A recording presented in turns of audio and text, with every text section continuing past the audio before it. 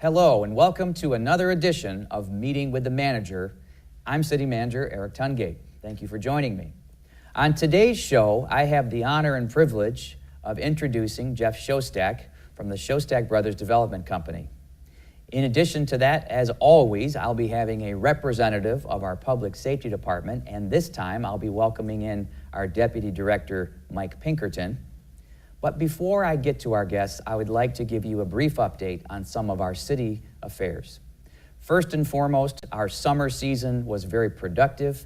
Our Summerfest Festival went off without a hitch, and we are pursuing some of our most important initiatives around the city.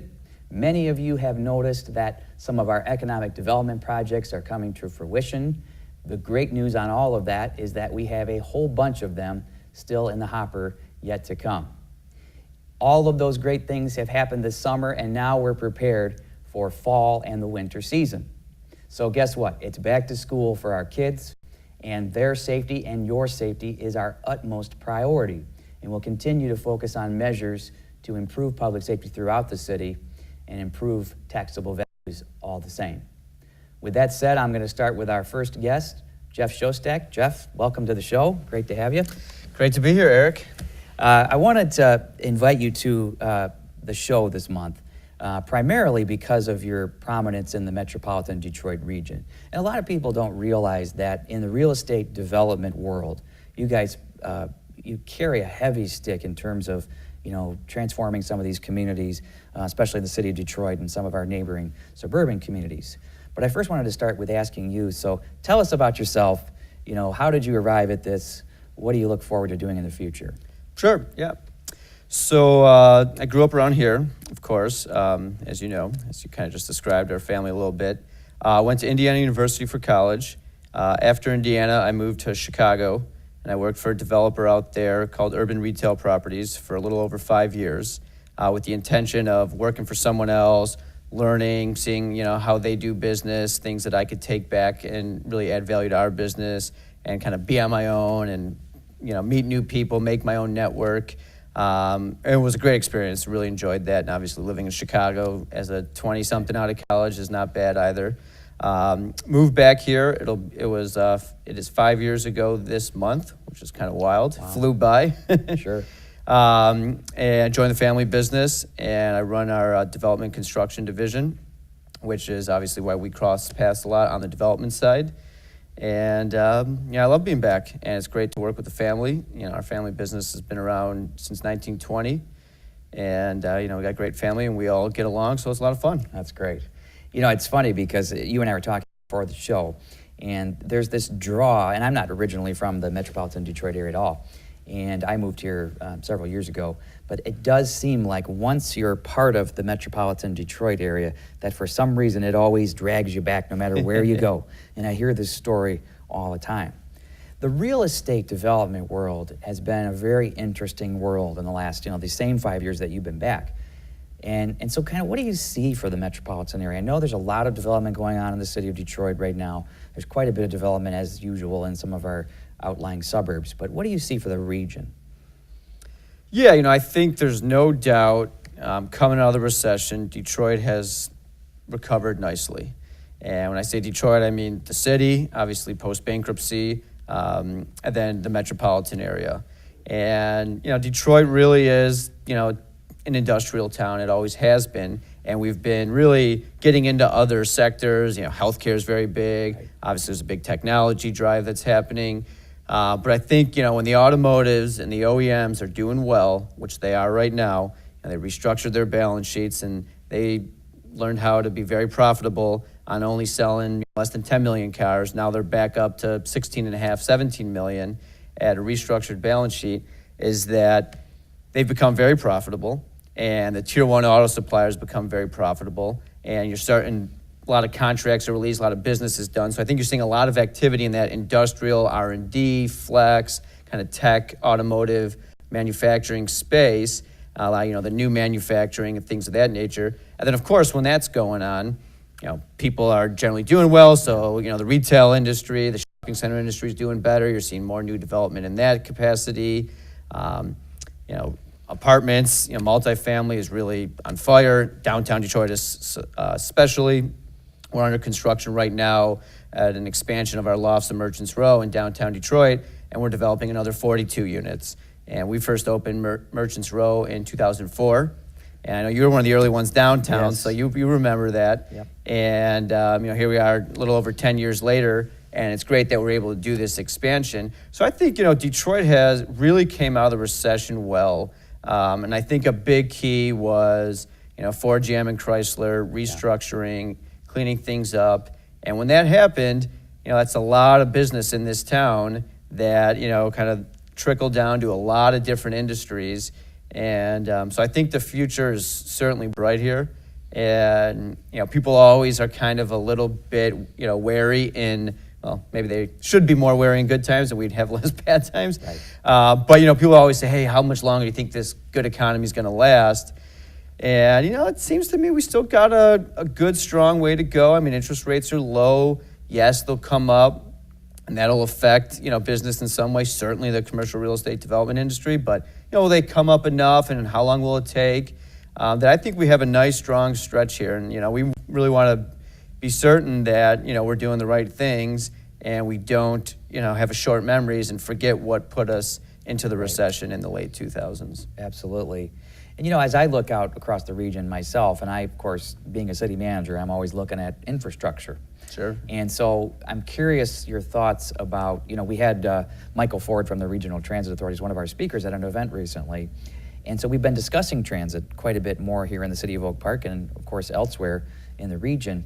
But we have the bridge project potentially coming forward. And we have some other projects, some freeway expansion projects and things like this.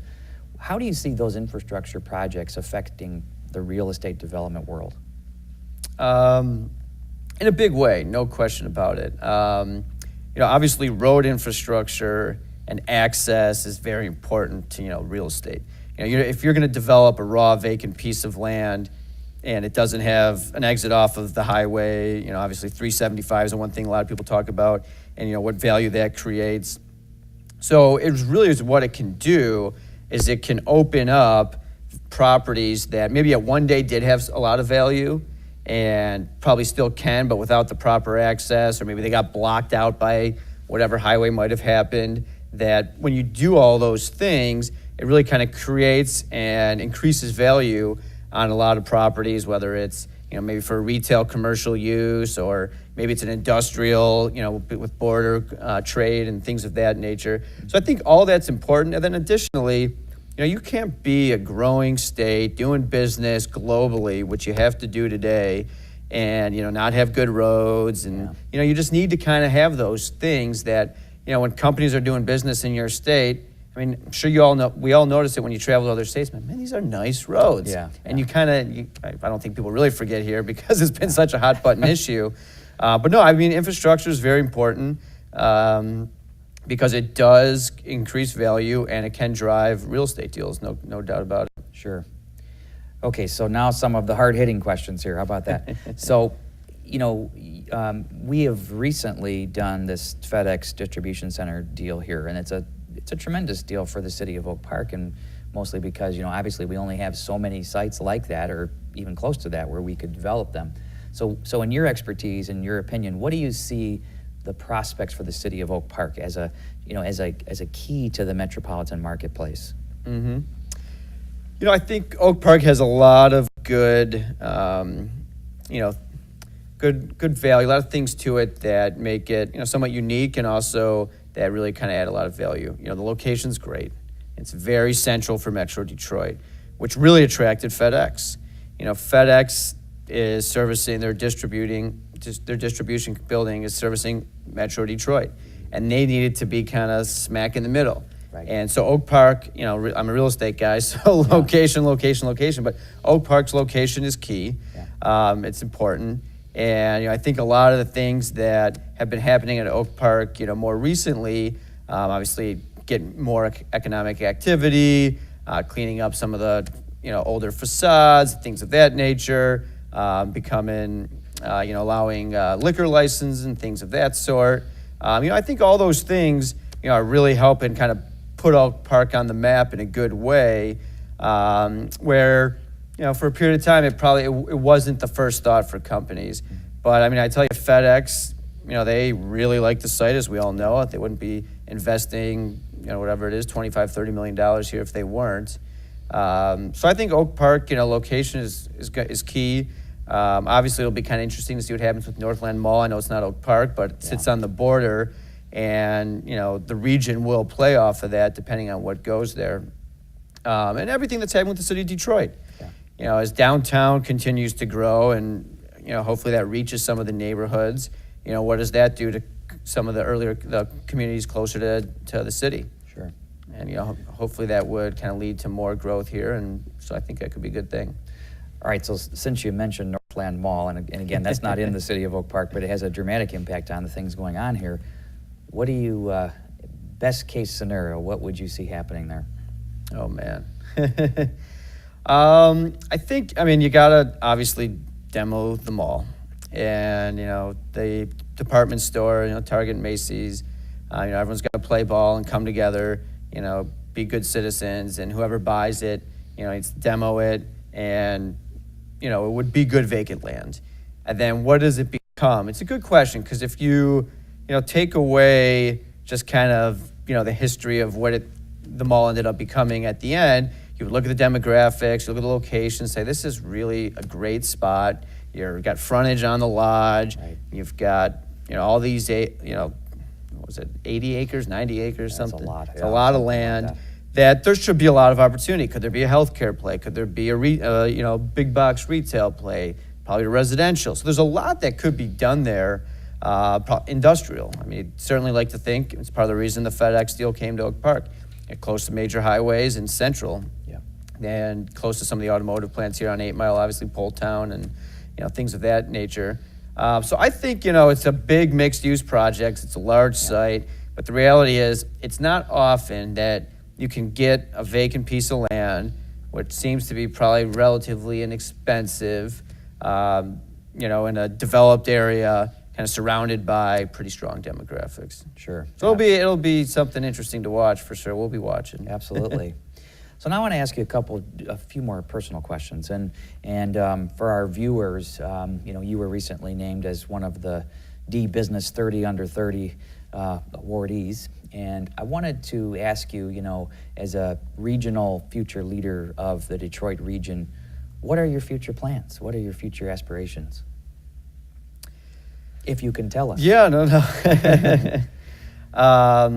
I'm thinking city manager of Oak Park, maybe. We can switch. Yeah, you want to play each other for a day, for a week? No, I think obviously, I joined the family business 5 years ago, and being that we've been in business 95 years, my great grandfather and his brother started it. My grandfather ran it for a long time, and now my dad and uncles. And then now myself and my cousin Jake Shostak are the first of the fourth generation in the business. And so, that legacy is really important to me and us as the family. And so I really want to continue to build and grow our family business. Obviously, we're in a few businesses. We're in the restaurant business. We're in the real estate business. I really focus on the commercial real estate development business. And, I want to be very active in that, of course. That's what I do. It's what I love to do. And of course, it's going to take a lot of my time, and that's good because I enjoy that. But I think, it's key to, really be a community player in, wherever you live, and give back and do what you can, and, volunteer. And, the community, Metro Detroit has been very good to us, and we like to think that we give back to the community when we can. And I think it's important to do those sorts of things. So what's in the future? I suppose a lot of real estate development, hopefully some nice projects, some more in Oak Park, as we have about 40 acres left here to develop just south of the FedEx and to the west there. Sure. So I guess there's a lot to be done, but yes. Who knows what the future have a family. My wife and I don't have any kids yet, so that will certainly be in the plans. But I like it here, and our roots are here, and we're not going anywhere, and I think there's a lot of good opportunity. I think, as a young guy in Detroit right now, in Metro Detroit, I think we're seeing what all these generations prior to us, the last 40, 50 years, we're trying to see happen. It seems like it's happening now, which is exciting. Yeah, it's in the air. I think the momentum has built to a crescendo here, so it's very exciting to see. I want to thank you for being my guest on this month's show. Absolutely. Much appreciated, so thank you. Eric, great Always to be welcome. with you. Yeah, we'll talk soon. Thank you so Thanks. much. I now have the distinct pleasure of welcoming in our Deputy Director of Public Safety, Mike Pinkerton. Thank you so much for joining Thanks me. for having me. Good to have you. I wanted to ask you a couple of questions. Now that school is back in, obviously things are different in our community. So what are you seeing in terms of some of the trends out there, and what kind of message do you have for parents? Well, obviously, there's a large influx of people into the city at this time of year with school starting. We have a lot of students that arrive by car, a lot of students that walk. So those are things that people in the community need to be aware of. There are going to be more children in the streets. There are going to be more vehicular traffic taking place in the streets. People need to slow down, which is always an issue anyways in the neighborhoods, but especially when school starts, it's a good time to remind people that they need to slow down in the neighborhoods. They need to come to complete stops at stop signs. Kids have a tendency to dart out into traffic. We're trying to avoid any sort of tragedy that may happen by a lack of knowledge of what people should be doing during the school year. Absolutely. And one of the things that, you know, I'm so honored to lead the city and have a great public safety department like we do, but one of the things that I always want to remind people is that our department, we're operating as best as we can. And I think, with our department, it goes without saying that, we're doing more with less. So talk about staffing levels, talk about, some concerns that some of our residents might have about that. Well, I understand, again, we are doing more with less, and we're getting by. The city, along with yourself and council, are doing the best that they can to try to get more officers, and we've done a pretty good job so far. We're up to about 50 officers right now. We just hired 4 officers, actually 3 officers in the last pool, 2 in the pool before that. But the issue is that they really aren't up and running until about a full year from the date that they're hired. Being that we are public safety, we have a police academy that needs to be completed. We have a fire academy that needs to be completed. And then they have a field training program that needs to be completed. So all in all, you're looking at about a year before you have a ready-to-go, full-fledged public safety officer.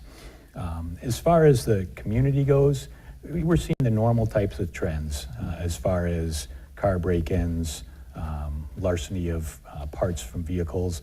The larceny of parts from vehicles, that's a tough one. That's something where our midnight guys are driving around the neighborhoods with their lights off trying to find people. Those are hard. The ones that are preventable are the majority of the reports we get, which are larcenies from inside of a vehicle. Right. And the majority of those are vehicles that are left unlocked.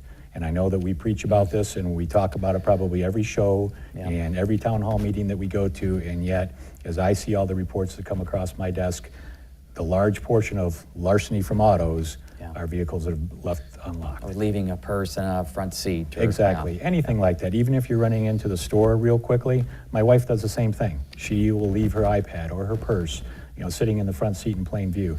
That's just a crime of opportunity right there. Absolutely.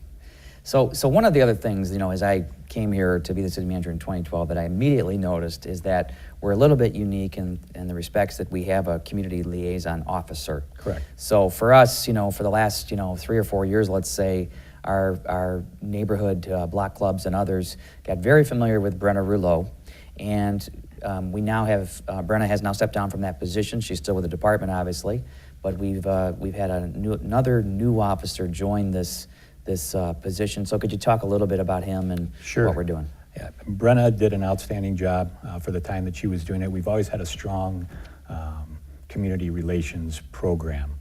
Kevin Edmonds, which many people are very familiar with, and he retired. We wish him well. Brenna Rouleau, who's still with the department and working the road right now. Now we have Devin Benson.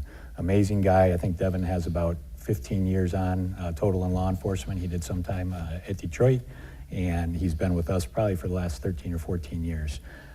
Unbelievable community-oriented guy. He kind of has that teacher's mentality. So he gets along with everyone. He's very soft-spoken, yet when he needs to get something done, he gets it done.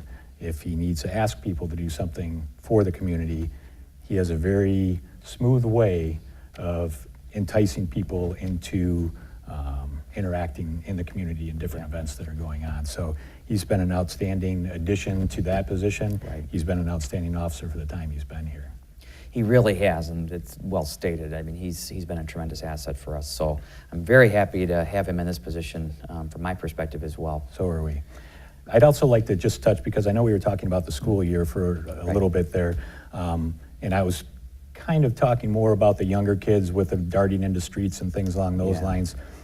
One of our biggest issues is the high school age children or middle school age children that for whatever reason decide that they do not want to use the crosswalks, that they want to cross 9 Mile and Coolidge and Greenfield in the middle of the street or stand in the median and wait for cars to go by. Again, that's just an accident waiting to happen. We will be strict in enforcement with that, and it's not because we're out there wanting to write tickets. It's a safety issue. And the worst thing that we have to do is notify parents of an accident that involves their children. And so if we can do something to circumvent that, then we're going to do it. They may not like us for doing it, and they may think it's very petty, but it's kind of like the traffic issue. Police officers may say, traffic, is it really that big a deal? We have crime to fight. But in essence, traffic, I don't care if you're in the city of Detroit, Oak Park, Birmingham, that's the #1 complaint all the time. Absolutely. Well stated.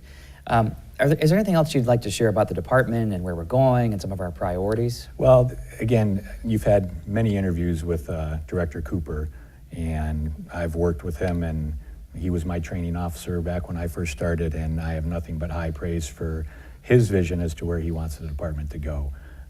His ability to interact with the community, get them on board and involved, is second to none out of the directors that I've worked for in my 20 years here. So the direction, I think, is, again, we're doing the best we can with lower amount of people. However, if we can keep that community engagement rolling and moving, that makes things so much easier for us.